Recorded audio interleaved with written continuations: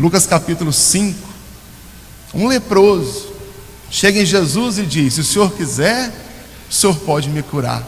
Talvez a tradução em português não é tão clara, né? Só diz assim na minha Bíblia: se quiseres, podes purificar-me. É como se alguém chegasse diante de Jesus e dissesse assim: se for da sua vontade, eu posso ser curado. Ou eu posso mudar a frase: se não for da sua vontade, eu nunca vou ser curado.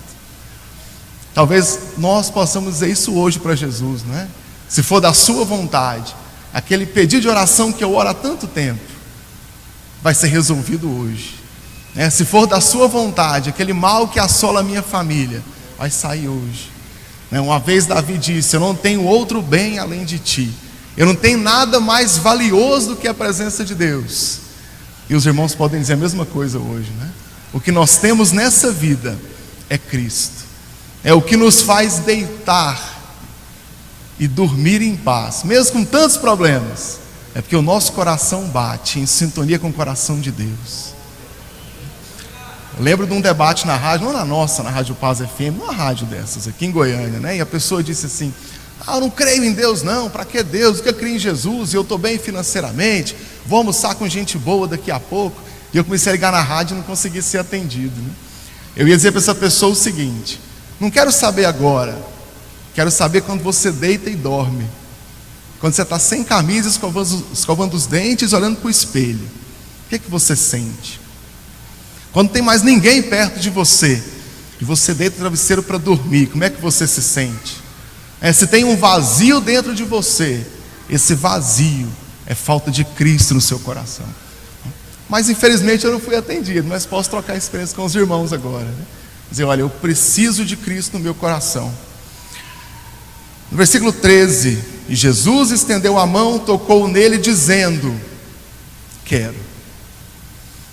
Como seria bom se para todos os meus pedidos de oração hoje, Jesus dissesse: eu quero para agora, né? Quero para hoje.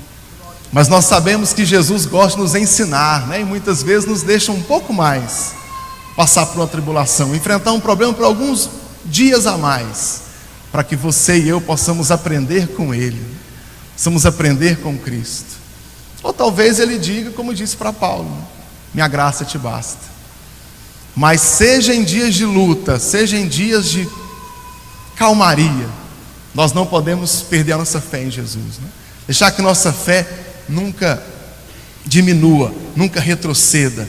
E imediatamente a lepra o deixou.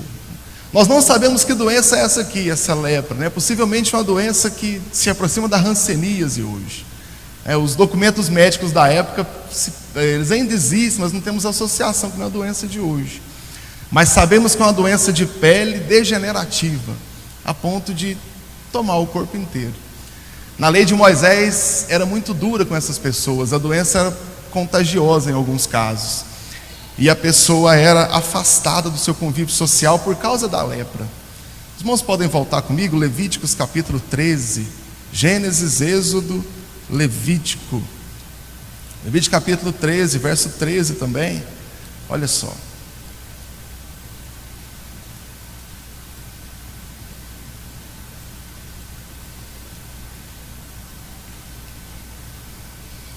Verso 12: se a doença se alastrar e cobrir toda a pele da pessoa infectada, da cabeça aos pés, até onde é possível o sacerdote verificar, este examinará, e se observar que a lepra cobriu todo o corpo, ele a declarará pura, visto que tudo ficou branco e ela está pura. Mas quando nela aparecer carne viva, ficará impura. Quando o sacerdote vir a carne viva, ele a declarará impura. A carne impura trata-se de lepra. Essa pessoa não podia viver na cidade, tinha que viver fora, não podia mais viver com a família. Vocês podem imaginar isso, irmãos? Nunca mais voltar para sua casa, nunca mais abraçar aquele familiar que você ama tanto, seu filho, sua filha, sua esposa, aquele seu amigo de tantos anos. Nunca mais. Se você come com uma colher, essa colher é sua, mas ninguém pode comer nela. Se você veste uma roupa, essa roupa é só sua, não pode emprestar para aquele seu amigo. Você não tem mais amigo, não pode mais chegar perto de ninguém. E tinha algo pior ainda: O leproso tinha que sair pela rua gritando que tinha lepra, para as pessoas não se aproximassem dele. É constrangedor, não é? Eu peguei um resfriado, e aí você não quer pegar na mão das outras pessoas, né? Com medo de espirrar, é constrangedor, não é? Agora imagina você com uma doença de pele na carne viva, tendo que gritar para quem puder te ouvir: não chega perto de mim, eu sou leproso, eu estou sujo. Eu suponho que a lepra fedia também. Essa pessoa não podia andar no meio da sociedade. Mas esse alguém ouviu falar de Jesus, enfrenta tudo isso, enfrentando a vergonha do seu próprio mau cheiro, possivelmente, né? Gritando para quem pudesse ouvir: sai de perto de mim que eu sou doente. Ele ajoelha diante de Jesus e humildemente diz: se o Senhor quiser, o Senhor pode me limpar. Irmãos, quantas pessoas chegam diante de Jesus e querem uma bênção, mas não abaixa a cabeça e diz assim: olha, eu não matei uma escola bíblica em 2015, olha, eu já superei o meu plano de leitura bíblica, olha, o que o pastor mandou fazer eu fiz, eu dizimei dobrado esse mês, agora o Senhor faça a sua parte aí, Deus me dá seu milagre.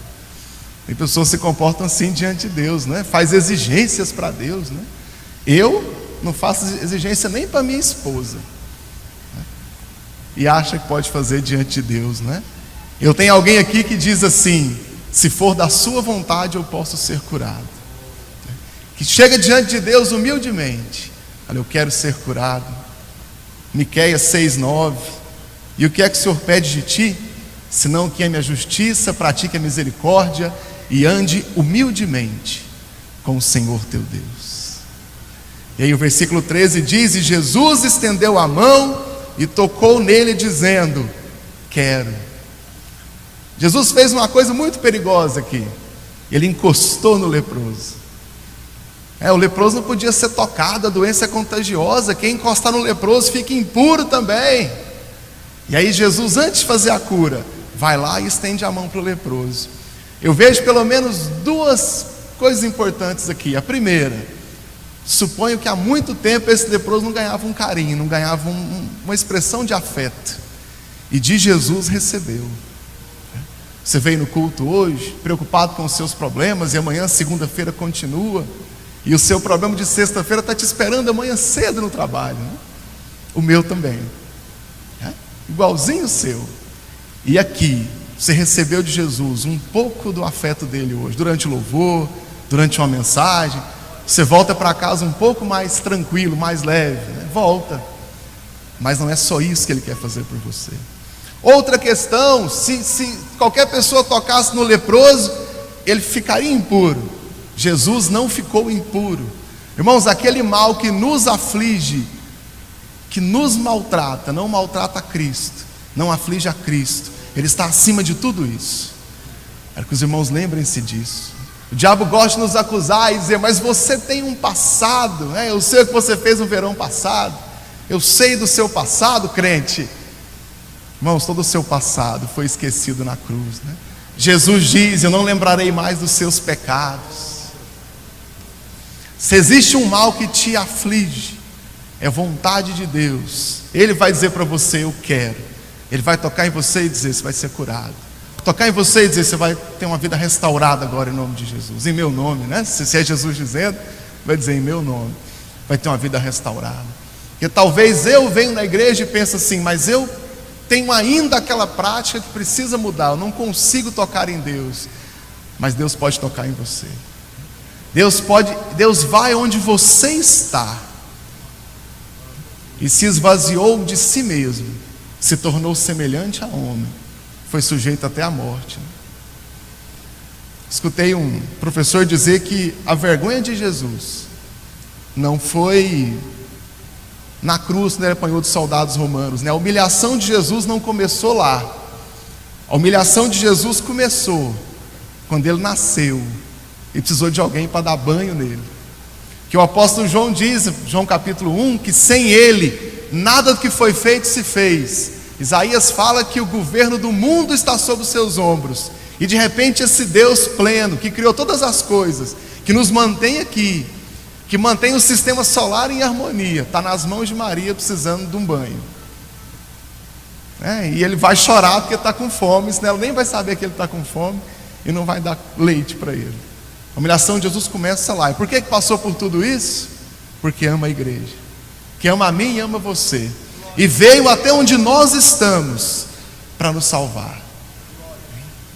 Irmãos, aquele que fez tudo isso por nós, não vai nos abandonar. Deus não vai abandonar você que está me ouvindo agora. Talvez me ouve pela Rádio Paz FM. Deus não vai abandonar você. Deus veio aqui para te salvar. Um professor foi perguntado, o senhor tem medo de perder a salvação? Aí ele respondeu: se eu tivesse alcançado a salvação por mim mesmo, eu poderia perder, mas se foi Cristo quem me salvou, ninguém tira minha salvação das mãos dele.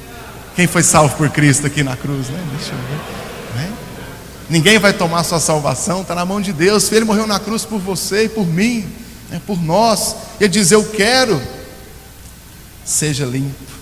Verso 14: então Jesus lhe ordenou: não conte isso a ninguém, mas vá, mostre ao sacerdote e ofereça pela sua purificação o sacrifício que Moisés ordenou, para que sirva de testemunho. Jesus nunca quis ser conhecido como um santo milagreiro. Vem aqui fazer milagre, vem cá ganhar o seu milagre e ir embora.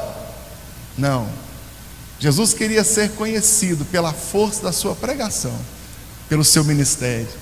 E aí ele disse, por isso que ele disse para o leproso: não sai contando não, porque vai encher de gente aqui querendo milagre. Aqui tem milagre, mas para aquele que crê. Aqui tem milagre para aquele que tem prazer nas palavras de Jesus. Irmão, se você tiver prazer na presença dele, o que você pedir vai acontecer. Tem gente que faz fezinha, não é? Vem aqui hoje, ouve a pregação, vê se é curado. Aí vai na outra religião segunda, naquela que reúne segunda, vai naquela que reúne sexta-feira, atrás da cruz do cemitério, em frente, e reúne lá, porque vai que cola, vai que sai um milagre lá. Onde o milagre acontecer é lá mesmo, eu quero é bênção. Essas pessoas eu não consigo entender, se Jesus está mesmo com elas. Mas se você tem prazer na presença de Deus, tem prazer na palavra de Deus, você quer ter essa vida, Ele te oferece hoje.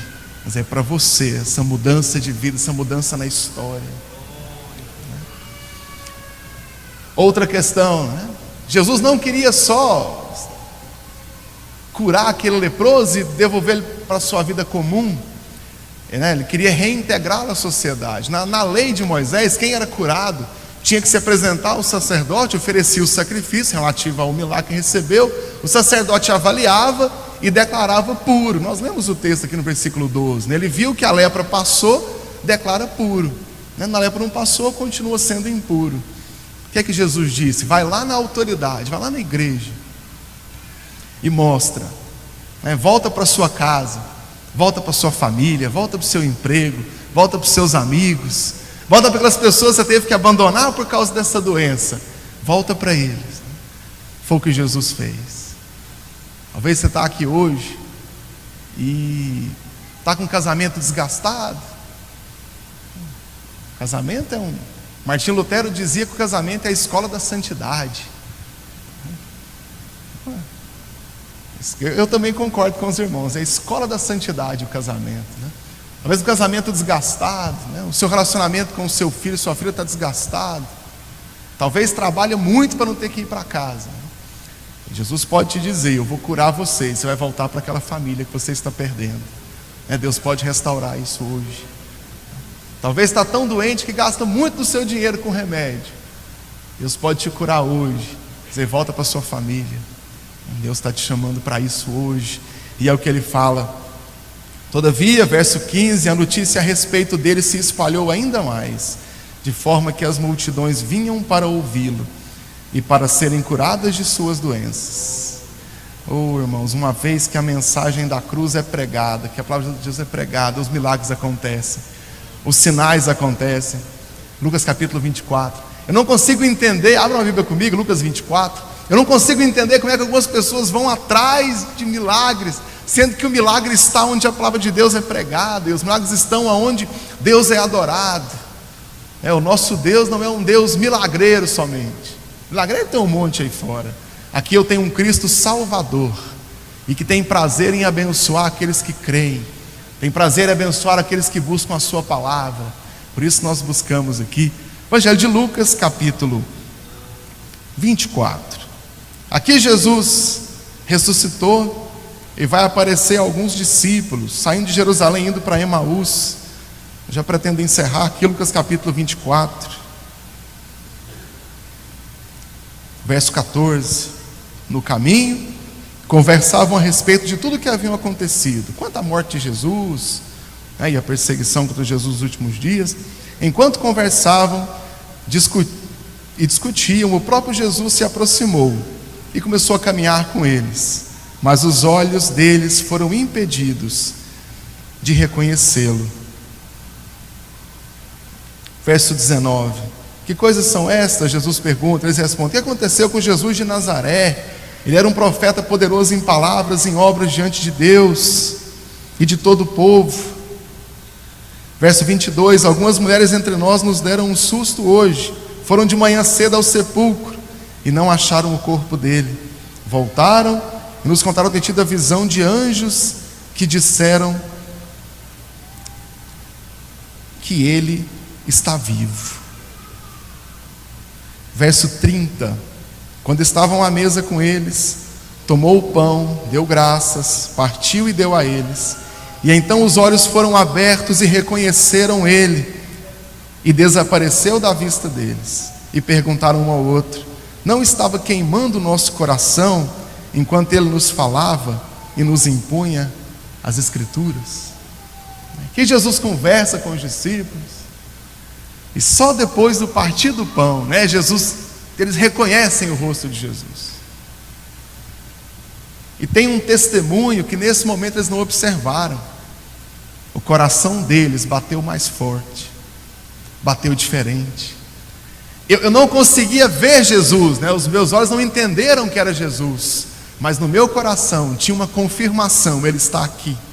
O coração bateu mais forte, meu coração queimou. Aquela brasa que queima da presença de Deus estava no coração, mas os olhos não reconheceram e não puderam pensar que era Jesus. Tem pessoas aqui hoje desse jeito. Enquanto cantávamos, enquanto ouvíamos as mensagens, talvez agora o seu coração começa a queimar. Você não está vendo Jesus, mas ele está aqui e ele fala com você.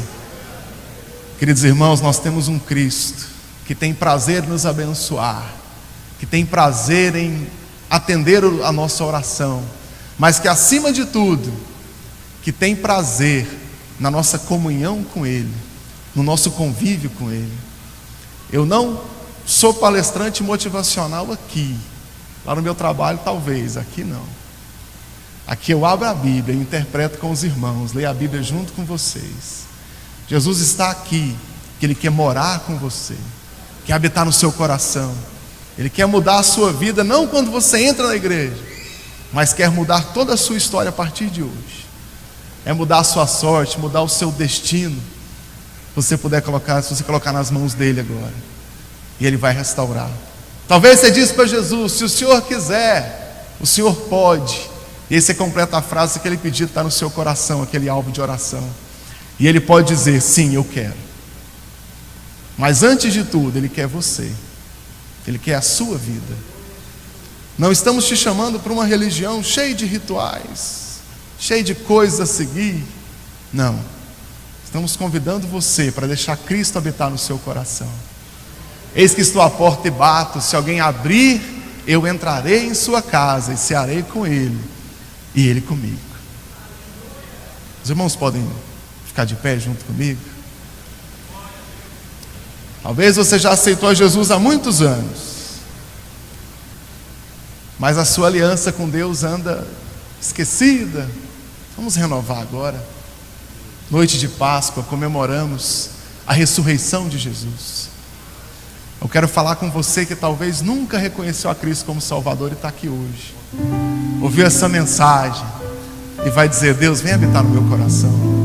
Senhor Jesus, eu abro as portas da minha casa que o Senhor entra.